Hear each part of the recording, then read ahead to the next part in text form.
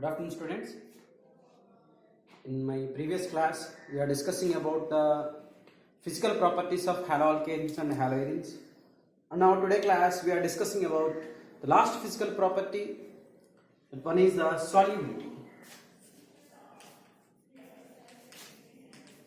Solubility. Sir, what is solubility? Solubility means dissolving a substance in any solvent. Dissolving a substance in any solvent. For example, here we discuss about the solubility of alkyl halides in water. Sir, water ఎందుకు తీసుకోవాలంటే water it is a universal solvent. అయితే ఇక్కడ alkyl halides తీసుకున్నాం, మన lesson అదే కదా. ఈ alkyl halides polar అండి, పోలార్ ఆల్కైల్ హ్యాలైడ్స్ పోలార్. ఎందుకు sir?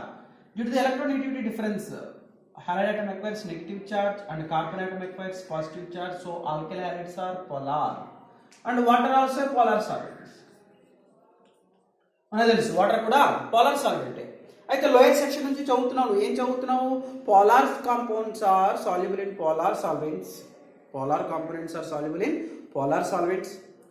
So like that here alkyl halides also polar, water also polar. అవును కదండి, ఆల్కైల్ హైడ్స్ పోలారే, వాటర్ కూడా పోలారే. కాబట్టి ఇందులో డిజాల్వ్ అవ్వాలి అనుకుంటారు, కానీ డిజాల్వ్ అవ్వదండి. ఎందుకు అంటే రీజన్ చెక్ చేద్దాం దా, చూడండి ఒక్కసారి. ఇక్కడ వాటర్ తీసుకున్నాం, అలాగే వాటర్లో నీకు తెలుసు ఫస్ట్ ఇయర్లో చదివావు, there is a hydrogen bonding. What is hydrogen bonding sir? Electrostatic force of attraction present between positively charged hydrogen and negatively charged oxygen, it is called hydrogen bonding. మరి ఆ కాంపౌండ్ డిజాల్వ్ అవ్వాలి. For example alkyl halide వాటర్లో dissolve అవ్వాలి అంటే ఇక్కడ వాటర్లో ఉండేటువంటి ఈ హైడ్రోజన్ బాండ్ ఏదైతే ఉందో హైడ్రోజన్ బాండ్ని బ్రేక్ చేయాలి. ఎవరు? Alkyl halide. మరి దాని దగ్గర బ్రేక్ చేసేంత ఎనర్జీ లేదట, అందుకే ఆల్కైల్ హ్యాలైడ్స్ పోలార్ అయినప్పటికీ కూడా వాటర్లో డిజాల్వ్ కావు. దాన్ని మనం సింపుల్గా ఎలా మాట్లాడుకోవచ్చు అంటే alkyl halides are insoluble in water because they do not form hydrogen bonds. They do not form hydrogen bond. That's the reason. Simple. మరి ఎందులో డిజాల్వ్ అవుతాయి sir? They dissolve like polar solvents. Polar అని కూడా ఇక్కడ చేర్చుండే. They dissolve in organic solvents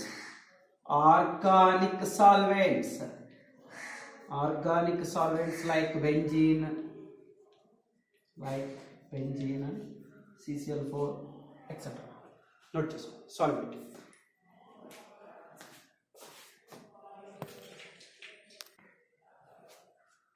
Next, most interest one, chemical properties.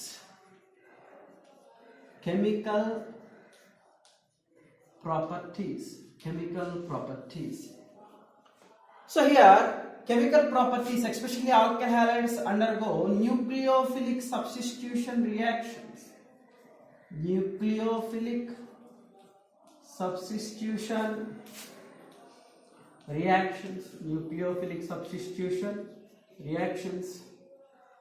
Here, sir, what is substitution reaction? For example,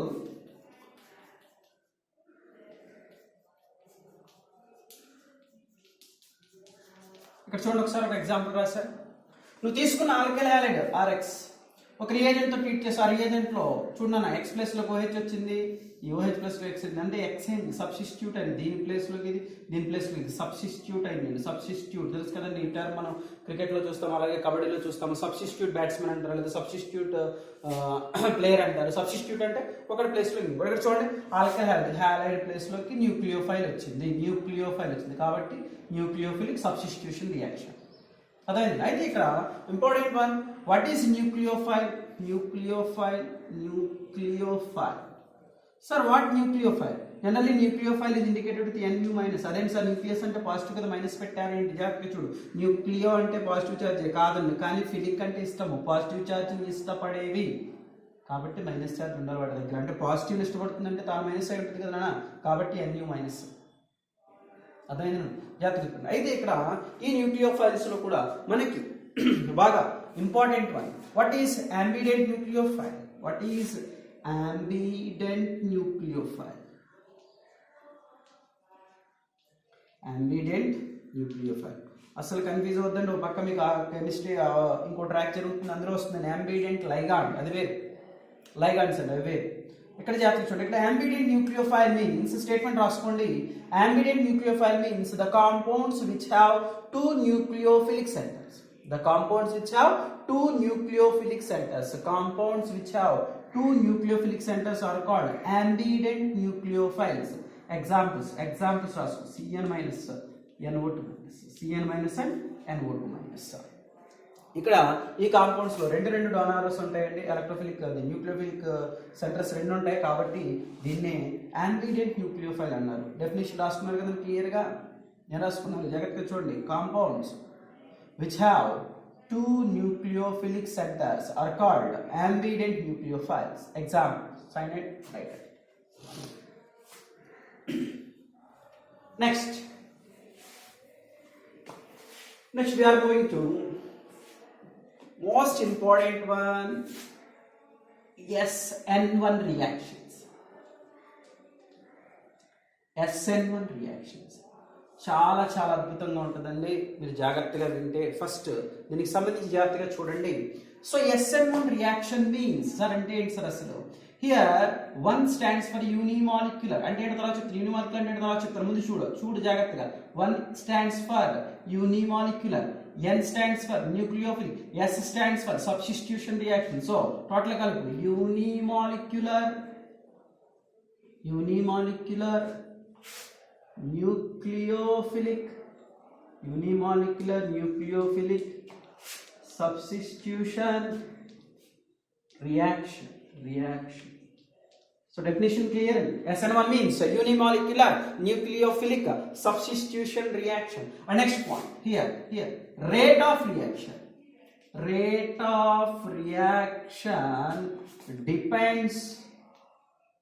depends on concentration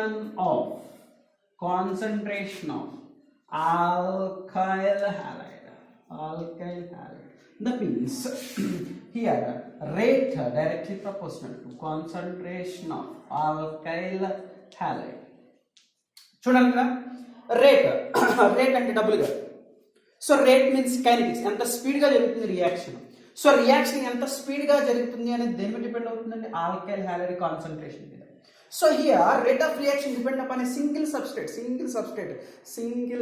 so that's why these reactions are called unimolecular. That these are nucleophilic substitution reaction. So total ఏమైందండి? Unimolecular nucleophilic substitution reactions. ఎవరైనా అడగొచ్చు మిమ్మల్ని, బాబు unimolecular ఎందుకు అన్నారు? నువ్వు clear గా చెప్పగలగాలి. Sir here the rate of reaction depends upon concentration of alkyl halide. That means rate depends upon a single substrate, so that's why it is called a unimolecular. SN1 చేసుకుంటే SN2 automatic వచ్చేస్తుంది, చాలా జాగ్రత్తగా ఉన్నది. Next reaction mechanism involves two steps. Reaction mechanism involves two steps. ఏంటి sir?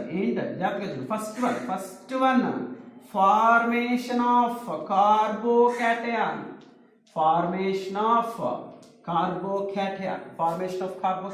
Second one జాగ్రత్తగా చూడండి. Second one attacking of nucleophile.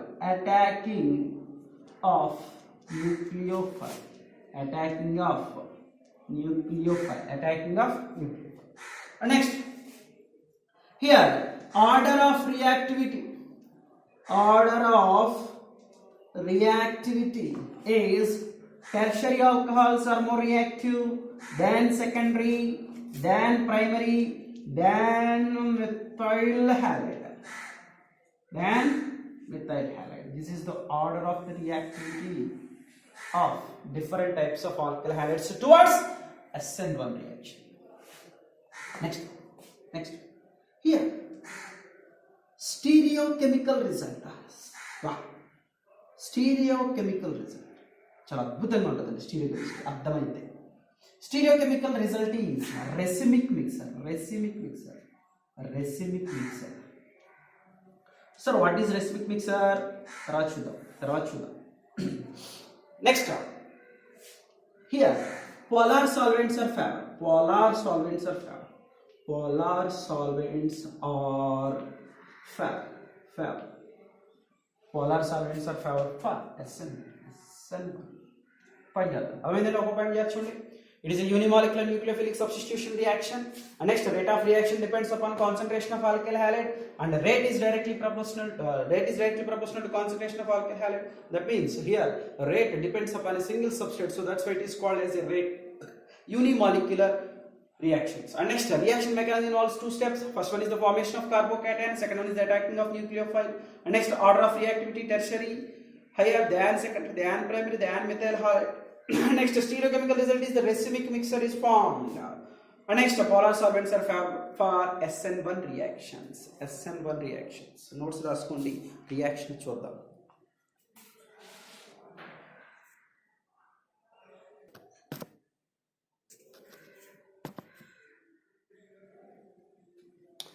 Okay, next notes నీట్గా రాసుకోండి. SN1 తర్వాత రియాక్షన్ చూద్దాం. రియాక్షన్ ఏంటి సార్? రియాక్షన్ చూడు ఏం తీసుకున్నాడు? టెర్షరీ బాగా రియాక్ట్ అవుతున్నాడు కదా, ఒక టెర్షరీ ఆల్కల్ హైలైడ్ తీసుకున్నాను. ఒక టెర్షరీ ఆల్కల్ హైలైడ్ తీసుకో, ఓకేనా? దీనికి KOH ఒక న్యూక్లియోఫైల్ కలిపి రియాక్షన్ చూడు చాలా చక్కగా జరుగుతుంది. ఇక్కడ అర్థం చేసుకోవాలి. ఏంటి సార్? జాగ్రత్తగా చూడు. ఇది ఫస్ట్ Cl పోయింది, OH వచ్చింది. Cl పోయింది, OH వచ్చింది. సబ్స్టిట్యూట్ అయింది nucleophile. Rate of reaction unimolecular, కాబట్టి ఇది unimolecular nucleophilic substitution reaction. Okay, ఇది రియాక్షన్ డైరెక్ట్ గా. నౌ మెకానిజం చూద్దాం. మెకానిజం చాలా జాగ్రత్త చూడండి. ఇందాక చెప్పిన దగ్గర నోట్స్ ఉంటుంది, నోట్స్ లో చూడ. Reaction mechanism involves two steps. First one is the formation of carbocation. ఎలా జరుగుతుంది చూద్దాం. చూడు, ఫార్మేషన్ ఆఫ్ కార్బోకేటయాన్ ఎలా జరుగుతుంది చూడు. చాలా జాగ్రత్తగా చూడు. తీసుకో టెర్షరీ ఆల్కల్ హైలైడ్ తీసుకో. చూడు ఇక్కడ ఆల్కల్ హైలైడ్ తీసుకున్నాం. ఓకే, సో ఇక్కడ తీసుకున్నటువంటి టెర్షరీ ఆల్కల్ హైలైడ్స్ లో జాగ్రత్త. ఈ టెర్షరీ ఆల్కల్ హైలైడ్ లో నీకు తెలుసు, due to the electronegativity difference between carbon and chlorine, this bond is shifted towards chlorine. So here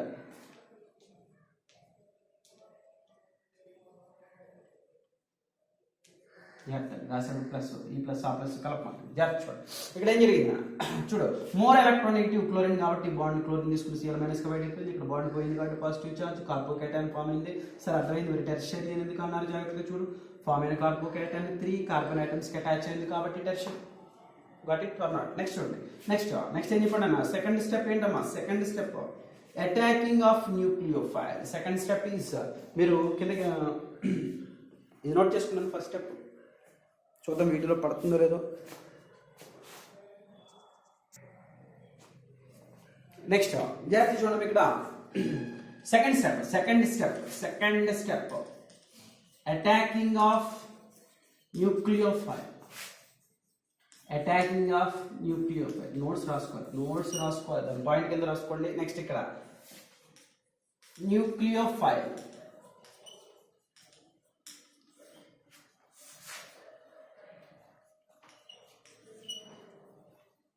nucleophile ఏంటన్నా? OH మైనస్ అటాక్ అయింది. OH minus attack. నీకు రావాల్సిన ప్రోడక్ట్ వచ్చేసింది చూడు.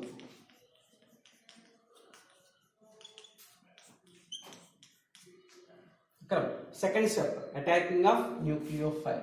న్యూక్లియోఫైల్ అటాకింగ్ ఏదో రైట్ సైడ్ అయినా జరగవచ్చు లేదా లెఫ్ట్ సైడ్ అయినా జరగవచ్చు. This is the mechanism of SN1 reaction. అయితే ఇక్కడ sir what is రెసిమిక్ mixer? What is not చేసుకున్నాను. రెసిమిక్ మిక్సర్ చెప్తా.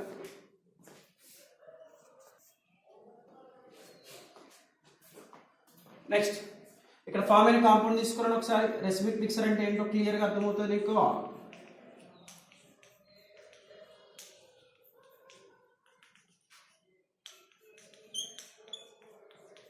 సో చూడండి ఇక్కడ ఇక్కడ చూడు, ఈ రెండు కాంపౌండ్స్ని తీసుకో, రెండు ఒకదాని ఒకటి ఎలా ఉన్నాయన్నాడు జాగ్రత్తగా చూడు. Mirror images to each other, mirror images to each other. తర్వాత మాట్లాడే ముందు ఒకసారి చూడండి, ఇక్కడ ఏం చెప్తున్నాము అంటే OH గ్రూప్ కనుక రైట్ సైడ్ ఉంటే దాన్ని డీఫామ్, లెఫ్ట్ సైడ్ ఉంటే దాన్ని ఎల్ ఫామ్ అంటారు. సరే అలా చెప్పకూడదు, మరి కరెక్ట్గా ఎలా చెప్పాలి? ఫస్ట్ చూసుకుంటారండి. If plane polarised light sir క్లియర్గా చెప్పండి. ప్లెయిన్ పోలరైజ్డ్ లైట్ అంటే ఏంటి? ఆర్డినరీ లైట్ని నికోల్ ప్రిజం ద్వారా పంపిస్తే ప్లెయిన్ పోలరైజ్డ్ లైట్ వస్తుంది. ఆ ప్లెయిన్ పోలరైజ్డ్ లైట్ని కనుక నువ్వు కాంపౌండ్ ద్వారా పంపించినప్పుడు, ఒకవేళ ఆ ప్లెయిన్ పోలరైజ్డ్ లైట్ కనుక రైట్ హ్యాండ్ సైడ్ రొటేట్ చేస్తే కాంపౌండ్ కనుక దాన్ని డీఫామ్ అంటారు. లేదు compound left hand side rotate చేస్తే దాన్ని ఎల్ ఫామ్ అంటారు. సో ఇక్కడ డి అండ్ ఎల్ ఫామ్స్ రెండు ఫామ్ అవుతాయి. ఎందుకు సార్ అంటే చెప్పాను నీకు ఆల్రెడీ, ఇక్కడ OH లేదా రైట్ సైడ్ అయినా అటాక్ అవ్వచ్చు, లేదా లెఫ్ట్ సైడ్ నుంచి అయినా అటాచ్ అవ్వచ్చు అని. సో రెండు ఫామ్ అవుతున్నాయి, అంటే డి ఫామ్ ఎల్ ఫామ్ అవుతుంది. సో ఇలా equimolar ratio of D form and L form is called racemic mixture. రాసుకోవచ్చు, రెసిమిక్ మిక్సర్ నోట్స్ రాసుకో. What is racemic mixture? Equimolar ratio of D and L forms. Equimolar ratio of D and L forms are called racemic mixer. Point rasko dani kinda. It is optically inactive.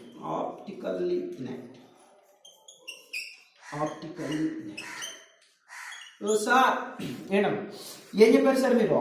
Plain polarised light right hand side rotate చేయగలిగితే D form, left hand side rotate చేయగలిగితే L form, ఆ రెండు ఉంటే దాన్ని రెసిమిక్ mixer అంటారని చెప్పారు. మరి ఇక్కడ ఏంటి ఆప్టికల్ ఇన్యాక్టివ్ అంటున్నారు? మరి అంతే కదా, ఒకటేమో రైట్ హ్యాండ్ సైడ్ రొటేట్ చేయడానికి ట్రై చేస్తుంది, ఇంకోటేమో లెఫ్ట్ హ్యాండ్ సైడ్ రొటేట్ చేయడానికి ట్రై చేస్తుంది. ఇప్పుడు రెండు ఉంటే రెసిమిక్ మిక్సర్ అన్న, మరి అది రెండు ఉంటే ప్లెయిన్ పోలరైజ్డ్ లైట్ ఎటు తిరుగుతున్నాను?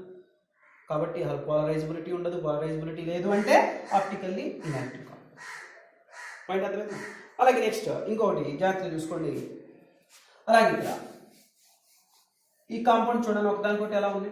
This compounds look like mirror images to each other. Next side heading పెట్టు, ఏం పెడతావు? ఎనెన్షియోమర్స్. ఏం పెడతావు? ఎనెన్షియోమర్స్.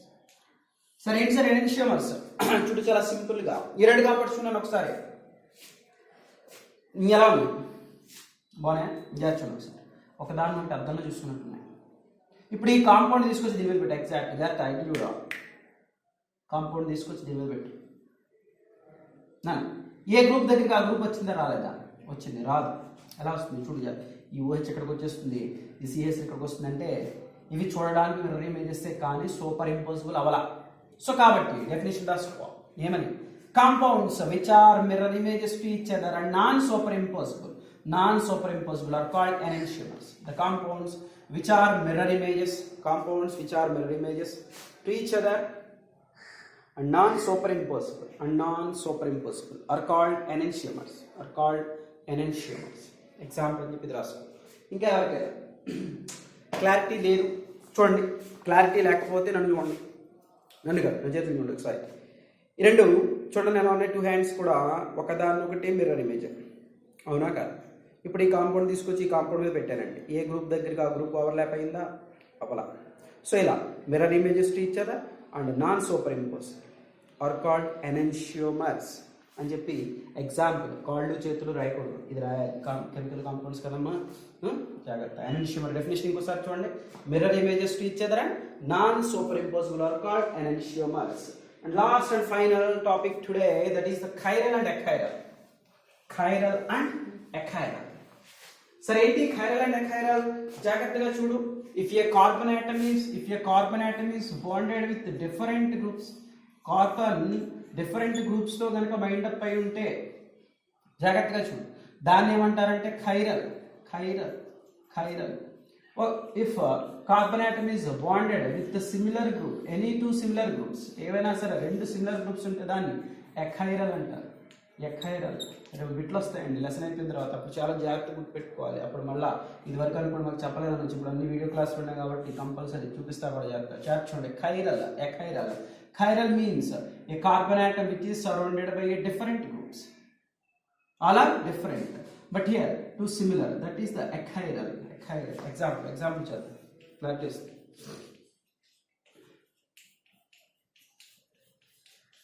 చూడండి, ఒకటి Br, ఒకటి H, ఒకటి CH, ఒకటి CH. ఇది ఖైరల్ అంటావా? Khairul.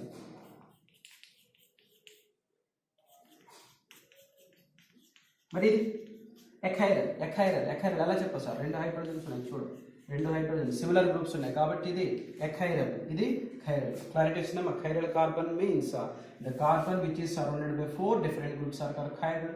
Carbon surrounded by any 2 similar groups are called achiral. Achiral. Most of the enantiomeric carbons are chiral in nature. Most అన్ని కాదు. ఓకే నెక్స్ట్ రేపటి క్లాస్లో SN2 రియాక్షన్స్తో కలుద్దాం. Thank you.